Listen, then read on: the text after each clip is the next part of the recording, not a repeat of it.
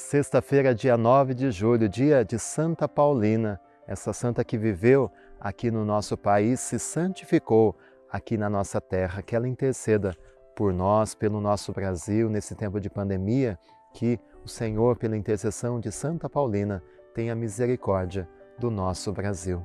E ouçamos hoje a palavra de Deus, Evangelho de Mateus, capítulo 10, versículos do 16 ao 23. Já deixa o seu joinha, o seu comentário, se inscreve no canal se ainda você não é inscrito. O Senhor esteja convosco, Ele está no meio de nós. Proclamação do Evangelho de Jesus Cristo, segundo Mateus. Glória a vós, Senhor. Naquele tempo disse Jesus aos seus discípulos: Eis que eu vos envio como ovelhas no meio de lobos. Sede, portanto, prudentes como as serpentes e simples como as pombas. Cuidado com os homens, porque eles vos entregarão nos tribunais e vos açoitarão nas suas sinagogas. Vós sereis levados diante dos governadores e reis, por minha causa, para dar testemunho diante deles e das nações. Quando vos entregarem, não fiqueis preocupados como falar ou o que dizer. Então, naquele momento, vos será indicado o que deveis dizer. Com efeito, não sereis vós que havereis de falar, mas sim o Espírito do vosso Pai é que falará através de vós. O irmão entregará à morte o próprio irmão. O pai entregará o filho. Os filhos se levantarão contra seus pais e os matarão. Vós sereis odiados por todos por causa do meu nome, mas quem perseverar até o fim, esse será salvo. Quando vos perseguirem numa cidade, fugi para outra. Em verdade vos digo, vós não acabareis de percorrer as cidades de Israel antes que venha o Filho do Homem. Palavra da salvação, glória a vós, Senhor. Jesus está continuando as suas orientações para os seus apóstolos que serão enviados em missão, e Jesus mostra qual é a função deles, mas mostra também as consequências desse trabalho missionário.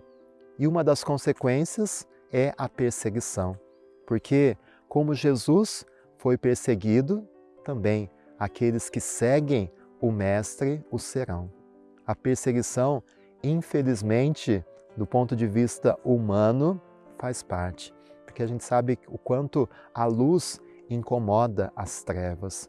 E Jesus é muito realista e transmite essa verdade aos seus apóstolos. Vocês vão ser perseguidos, vocês vão ser odiados, às vezes dentro de casa vai acontecer divisão por causa do meu nome, mas é preciso ter essa decisão, essa convicção de que nós seguimos o Mestre. Mesmo que não agrademos pessoas, o nosso coração busca agradar a Deus. E quando a gente entende a importância de Jesus e da vontade, da ordem dele na nossa vida, a gente deixa de se importar com as críticas das pessoas, até mesmo com as perseguições. Seguir Jesus é carregar a nossa cruz. E muitas vezes a cruz da incompreensão, a cruz da não aceitação, a cruz da perseguição. Jesus prometeu, mesmo nos momentos mais difíceis, enviar o seu Espírito Santo para nos indicar o que nós devemos falar, como nos defender, porque o próprio Espírito Santo, o defensor, nos defenderá nos momentos das perseguições. É lógico que nós não vivemos uma perseguição física, institucionalizada aqui no nosso país, mas são tantas as outras formas de perseguição. Esses dias mesmo eu conversava com alguém o quanto cada vez menos nós temos a possibilidade de expressar a nossa doutrina, a nossa visão sobre aquilo que é o certo, sobre aquilo que é o errado. E nós sabemos que a cada dia nós teremos menos liberdade de sermos cristãos. Até o dia em que a gente vai voltar lá para os primeiros séculos e termos que celebrar escondido, como acontecia no início da igreja com os primeiros mártires. Mas que a gente continue fiel a Jesus. Se for preciso enfrentar aquilo que for, que a gente permaneça fiel a esse Mestre. Que agradar a Deus seja a nossa única vontade, o nosso único desejo. Que se a gente tiver que criar inimizade, incomodar por causa de Jesus, que a gente não tenha dúvida, mas que a gente escolha o Mestre, porque Ele nos escolheu. O Senhor esteja convosco.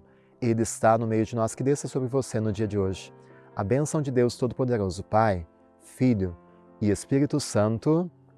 Amém. Fique com Deus.